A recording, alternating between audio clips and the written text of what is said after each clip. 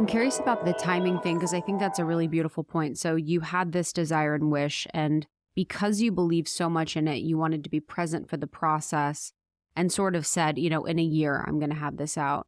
And I'm curious about that because oftentimes I hear people, when they put a timeline as long as a year, in quotes, as long as a year, it seems like they're using it as a tool to procrastinate and not actually do the thing. So what's the balance with that? Can you talk a little bit about that? How do we know that we're not procrastinating on one of our goals?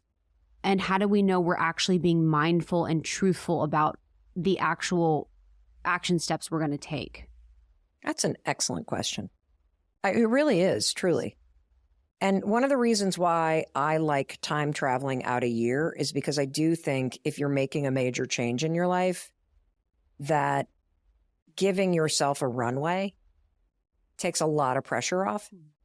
And it also takes pressure off you getting it right. Because I think a lot of the fear that we have is that if I fuck this up, then that's it. If you write one bad song, like imagine if you said, that's it, I'm starting it. And the first song you write, you go to a session or you meet with a producer and you're like, that's it, I'm done. Yeah. Uh-huh. But if you have this big dream and you say, a year from now, my life is going to be very different because I'm going to have incorporated this into my day-to-day life, that gives you this runway. That means that 1 or 2 or 3 or 11 producers going, it doesn't matter because you know that the vision is that a year from now, things look different. Procrastination, you know when you're doing it because procrastination has a very active nature to it. You are avoiding something. So I think there's a very big difference between actively avoiding doing the work because you're either scared or you're not ready or you're just not sick of yourself yet, right?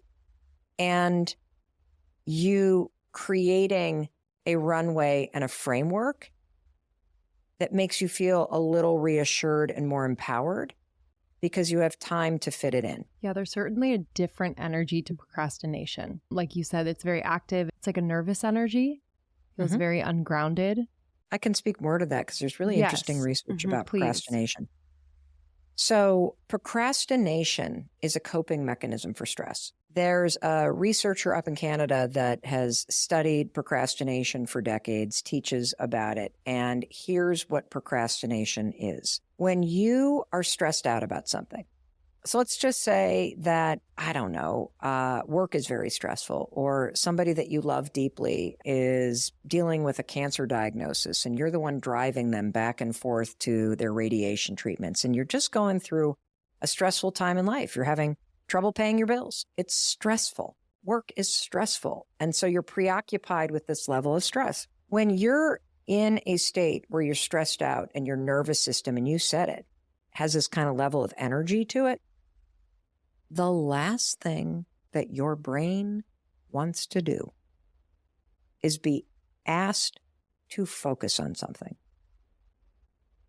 And so when people procrastinate, they typically procrastinate doing things that require focus or energy. And the reason why you avoid doing something like writing a song or working on a report or cleaning out a back bedroom or working on your expense report at work is because you're stressed out about your mom and radiation. You're stressed out about paying your bills. You're stressed out about the fight you just had with the person that you're dating.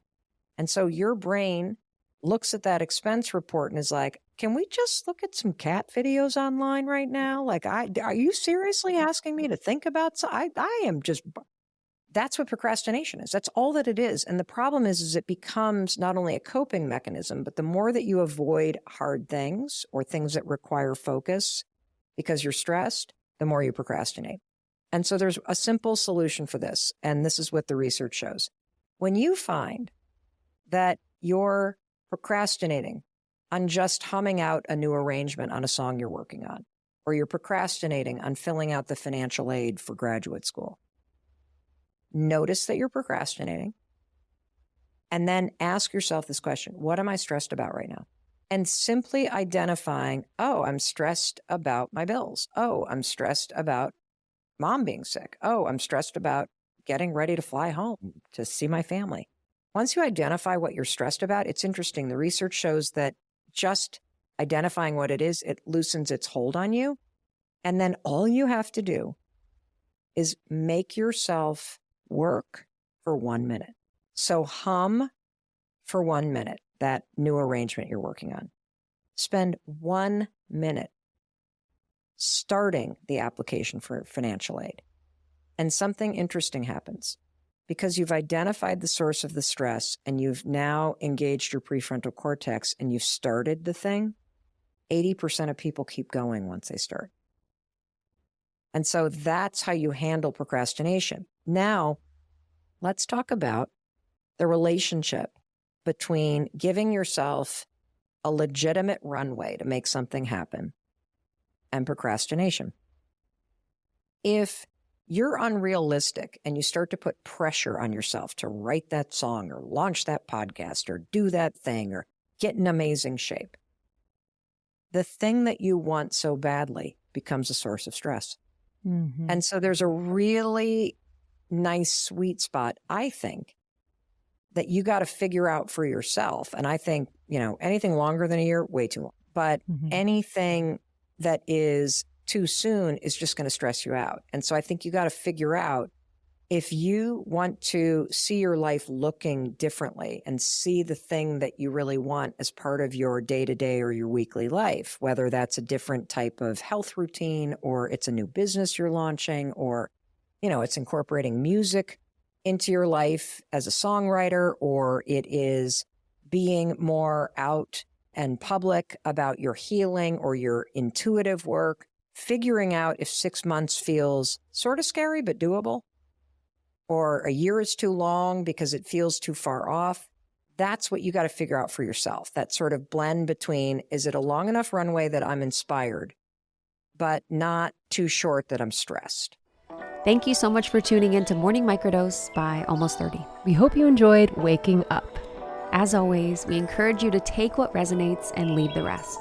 If you enjoyed this trip, tune into the full episode on the Almost 30 podcast. All episode information can be found in the show notes. Make sure to subscribe, and if this becomes a part of your morning routine, be sure to share it with a friend. We have new inspiring doses Monday through Friday. Follow us on Instagram at Morning Microdose and follow Almost 30 at Almost 30 Podcast. Thanks for listening. We'll see you in the vortex.